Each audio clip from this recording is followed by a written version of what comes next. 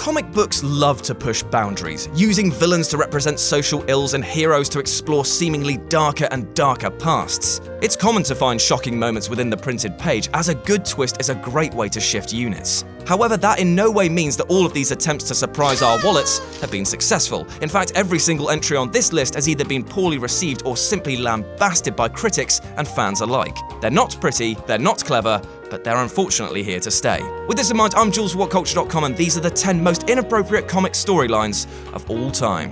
Number 10. Scarlet Witch and Quicksilver's special relationship. In the regular Marvel universe, Scarlet Witch and Quicksilver have a strained relationship. They grew up not knowing each other and only found out that their father was Magneto after years of working with him.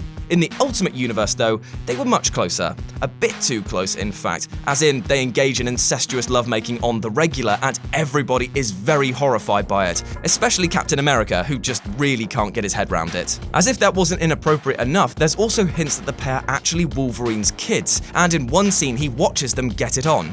That's his own kids that are doing the incest in the woods, and he's watching them. It's just like life in Leeds. Number 9. Hank Pym, model husband. Whatever you think about Hank Pym and his odd fascination to reinvent himself all the time, one thing that many comic book readers are appalled by was his treatment of his wife, Wasp. Around the same time as Iron Man started boozing it up, Marvel gave a little more tragic gravitas to Pym by having him suffer a mental breakdown on his dismissal from the Avengers. This led to him not only sending a robot to attack his former friends, but also getting in a cheeky beatdown on his wife. She divorced his ass and left him and the audience feeling very shitty indeed. Number 8. Tigra's abortion. In a universe full of goofy characters, Tigra is probably one of the goofiest. Transformed into a cat person by a mystical ritual that fused her soul with some sort of feline god, her main use in the Marvel comics was to wear a bikini for adolescent teen boys to stare at and occasionally lick her fur so as to remind us that she was actually part cat. Unfortunately, Tigra got a dose of that patented Marvel tragic storyline when she got pregnant from a Skrull posing as Hank Pym. Jesus Christ, Hank, keep it in your pants. And then she had to decide whether or not she was going to keep the baby. It's a complex, emotional issue, and as you could expect, Marvel didn't handle it very well. Her umming and ahhing over the subject was put on hold when she battled Ragnarok, and was later forced to make a choice by Norman Osborn as he wanted to use the baby as a weapon. It's a sensitive issue dealt with in the least sensitive manner. Number 7. Aunt May sex. Those are 3 words I really don't want to imagine. But that's what you get in Trouble. Trouble was a shockingly bad comic series that looked to put a whole lot of romance into the Marvel universe that no one asked for. Romances like Aunt May having sex with Peter Parker's dad, and then Aunt May getting pregnant and then giving the baby away to her friend, and that baby was Peter. She gave birth to Spider-Man. So Peter is her son, but she pretends to be his aunt all the way through. It's just nasty. It sounds like a coma victim wrote this, and it's added so many unneeded twists into the Spider-Man backstory that it's best left forgotten. Don't check it out. Number 6. Lois Lane goes black, then goes back. Not sure if this one is mildly racist or hella racist, but here we go. Basically, DC wanted to tackle some social issues with their printed media, and so had Lois Lane use a magic box to turn black. No, you did not hear that wrong. Now, the reasons why she chose to switch skins is because Lois is asked to report on the poorly named Little Africa community in Metropolis, but experiences rejection by the people. Yet, after the switch, she's welcomed with open arms and experiences race hate herself. Now, if it was handled well at the time, this could have been pretty moving. But here's the big issue amongst many with the story. Once the narrative is wrapped up, Lois asks Superman if he'd be okay marrying a black woman. He ums and ahs for quite a while, and stalls so long that she actually turns back into a whitey and he ignores the situation entirely. It's so awkward. So very awkward. Number 5. Every swimsuit special. Swimsuit specials drop any pretense of telling a story and simply show female and male characters alike posing in double-page spreads that have more than a hint of Playboy about them. To DC's credit, they've mainly kept out of this sleazy practice, whilst Marvel had one every year between 1991 and 1995. There's not much more to say about it other than it's a little bit sad that people bought this. And then it's quite funny to realise that the decline in these issues and the subsequent rise of the internet surely can't be coincidental.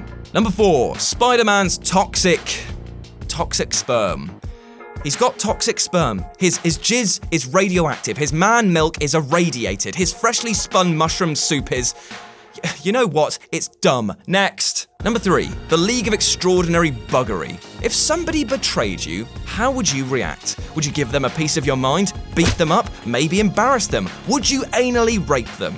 Well, that's what happens in the League of Extraordinary Gentlemen. So the Invisible Man has been conspiring against the group with their enemies, but Dr. Jekyll gets wind of this and is enraged that his supposed friend betrayed him. So what he does is he beats the Invisible Man to a pulp and then rapes him. It's incredibly shocking and sends a message, but I'll be damned if I ever wanted that message to be sent. Number 2. The Evil That Men Do.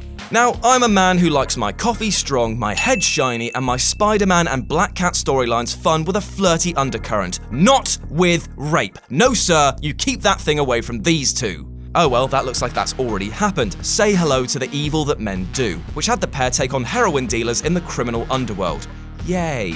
Over the course of the story, it's implied that Black Cat is sexually assaulted by one of the villains, and at the end she reveals herself to be a multiple rape victim, which is why she became the anti-hero in the first place.